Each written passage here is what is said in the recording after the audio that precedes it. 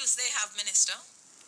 Well, just about everything, because the hotels buy just about everything. You have things like cabbage, carrot, cucumber, Melon? okra, pumpkin, tomatoes, scallion, hot pepper, sweet pepper, cantaloupe, pawpaw, pineapple, melon, Irish potatoes, sweet potatoes, just about every single produce you can think of.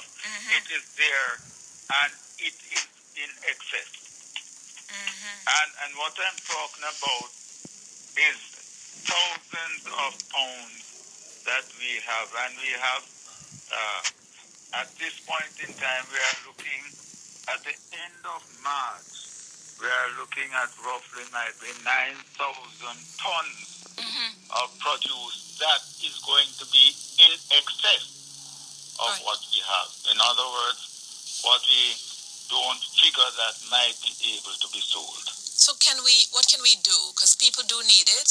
Is there a farmer's market or several that can be set up anywhere? All right. Well, what we are looking at from the ministry's point of view is that we have spoken to some of the agro-processors, some of the supermarkets and retailers, and found some of them who are prepared to take off some of this excess capacity. Yes. What is happening is that more than likely will be an uptick in the purchasing of many of these produce, because there's some anticipation of what might happen down the road. So they are looking that they will be able to take off some of the excess supply that there is. We are also looking at having what we call a farmer's truck or farmer's truck that go out into, we are targeting the rural areas now, where we have many of these rural areas where you have a large population, but the residents are reluctant in taking taxis to go to the market. Right. So you have a number of them who are there, they don't know how. So we are looking at farmers' trucks to go into these areas and go to, might be an enclosed place, might be a school, a clinic, a community center, where they park, and then we have the residents come out and buy their produce from that truck. For instance, let's take a place like Ginger Hill, which has maybe over 6,000 residents. They would come out, buy their produce. The truck would then pick up the pineapple from that area, where it's a large pineapple area, and take it to other areas where that will be sold. That is one of the areas we are looking at. We are also looking at incubators. We have 7 incubators in 7 parishes where they can do processing. So like St. Elizabeth, where I just heard this morning, we have a farmer who has about 4 acres of melon, which he can't get sold. What we are looking at is purchasing this from them, the melon, the cucumber, pawpaw, whatever it is, and we will process it at the incubators. We'll then have the puree or juice, which we will then store to have when school reopens, whenever that is, so that we will be putting the fruit juice into the breakfast program for the children at that time. We have also... Before you move on, when you say we would purchase from them, who is the we you're making reference to? Ministry of Agriculture, rather. Okay. Would be purchasing it, and then at the back end now, we would have the Ministry of Education who would purchase the juice from RADA or ministry, so that the farmers would not be left out at all. They would be able to get funds where they can get themselves back on their feet right away.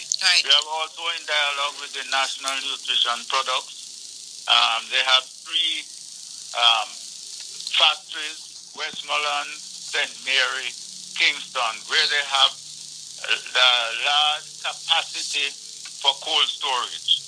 We would be looking, we have in dialogue with them where much of this we could be storing there so that it could be distributed at that point in time. Right. So at the moment, of the 9,000 tons in excess that you have, how much of it is still in the field and how much of it has been reaped?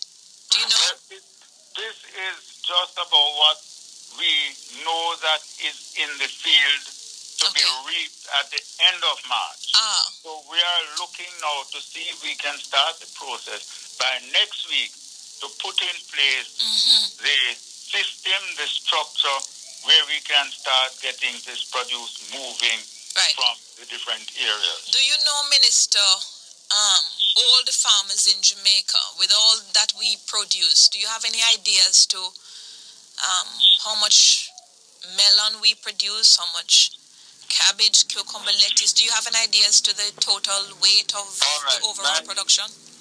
At the end of March here, for instance, if you're talking about melon, we are looking that we should have roughly 630 tons of melon in the field to be taken off. All across Jamaica? Right across Jamaica. Right. Sweet potato, we would have 100,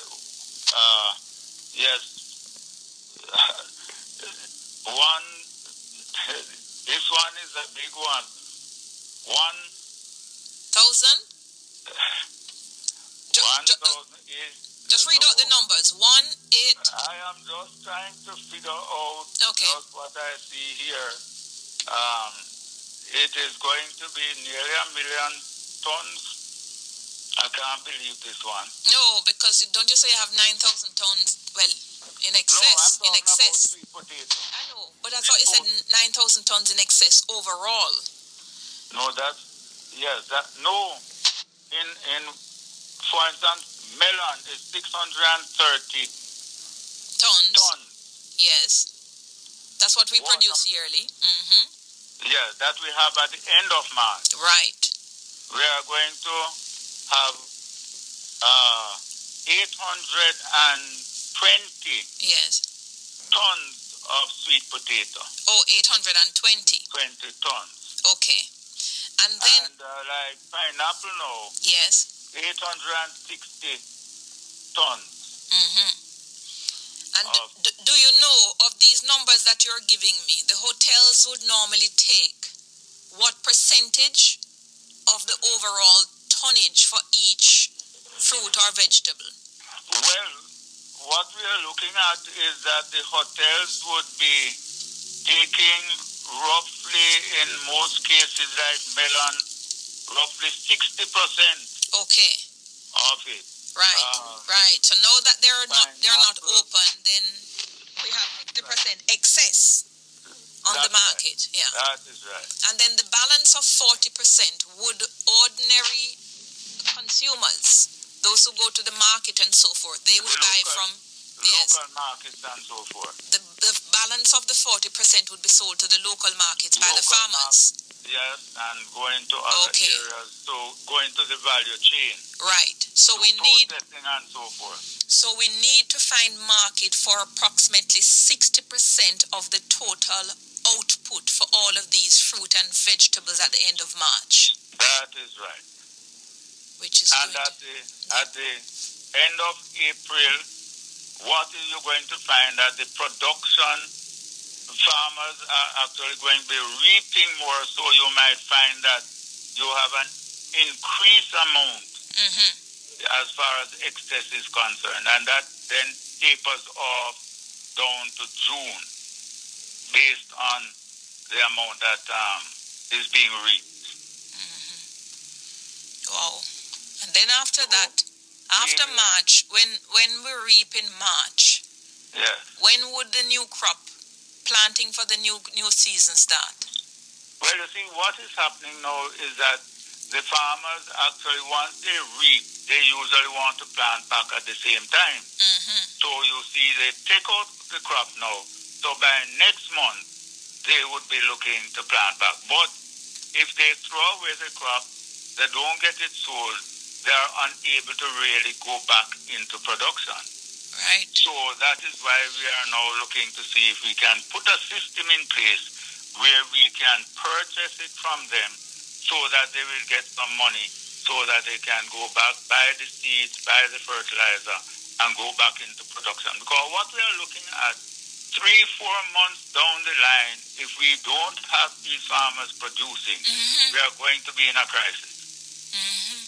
And because there won't be any food there at all. And what we are looking at is targeting a number of crops, whereby we would be able, within 3-4 months, we would be able to get these crops going. And this is why we are looking at the short-term crops. Like what? Irish potato? Right, Irish potato, sweet potato. We're looking at pumpkin, cabbage, carrot, lettuce, cucumber, lettuce, those sorts of things, which will be, and if things work out hopefully well, we'll then be also looking within a month where we would have callaloo and so forth, which we'll be putting in. And we are looking now to see if we can change the diet of many of the children in school. You have to start with the parents. Oh, well, yes. That is where. You have to stop eating meat to minister. No, Trenton. Well, no, we're not going there. We're going. You're going where? As far as chicken, as far as the meat is concerned, we're looking at the chicken. But with the food stuff, we want them to see if they can eat more yam, potato, Irish potato, banana, plantain, instead of the rice. Right, I got you. So what I think is, this is a major moment for agriculture in Jamaica. And if we don't seize the moment now, then we may lose it. Remind me, for example, what was the growth in agriculture over the last fiscal year? I think it was somewhere in the region of 4% it grew. Yeah. Over the last fiscal year. 4%. Yeah. So if it grew 4% over the last fiscal year and it is now going to lose 60% of the market, then one can expect that it's going to be dropping. That 4% growth. No, what you see is that although we have the produce in the ground here now, we are looking to take it up and we are looking to see if we can ramp up production now so that at the end of 3-4 months, we will not only be having the same amount here, but we are looking to have more farmers coming into farming, and those who are in farming expand their production so that we will be able to fill that gap. Right. Feed Jamaica. To feed Jamaica and might be to export some of these produce. So we are looking now to see if we can have a stimulus going where we can say to the farmers, get some land here. We're talking to National Land Agency. See some land here, go into production, because we have some entrepreneurs who want to go into the agricultural field, but they just don't have the land. Yes, I heard that. In fact, I heard the Prime Minister saying, is it about 20 or 50 students from Case who've gone to Israel to study agriculture? Right. When do they come back? I think they'll be there for a year, I think. Oh. And so they wouldn't be coming back until next year. And so the intention when they return is to do what? They will be getting, it's a company which is going to be working with them, headed by Leachin, who is going to put each of them on 20 acres of land with the new technology that they have learned, and they will be coming back to roll that out. So I heard, what is it they're going to plant on the land? Well, it's going to be varied crops. I would assume cash crops, which would give them money turning over, along with other crops like fruit trees and so forth, which they could plant along the borders and so forth. I'm fascinated by that because I think if we can hone a farming technique which is tried, tested, and proven elsewhere, just to add to what we have. And if we can hone it and develop some serious products, then we need to say tata to, as you said, some of the imports coming in, like the rice, because we have really good yam, good sweet potato, which is a good source, starch source. That is right. Yeah. That is the And Irish potato. one that I really want to push and get it going, especially into the school feeding program, especially the breakfast program. Yes. I just checking back. 800, like the water, the one that sweet potato is 1,820 tons of sweet potato that is going to be ready at March. 1,820. Pineapple, we're going to have 1,860 tons. 1,860. Okay. Well, let's see how you work it, Minister. You don't reach 65 yet. Way over that. What? I'm staying home. You are working from home? I'm staying home and monitoring things from home. You're really staying home, Minister Hutchinson? Making sure things are rolling right. Wherever I'm cultivating, I monitor there and reaping. I didn't realize you were over that age. You look young, man. You look like Babsy Gray.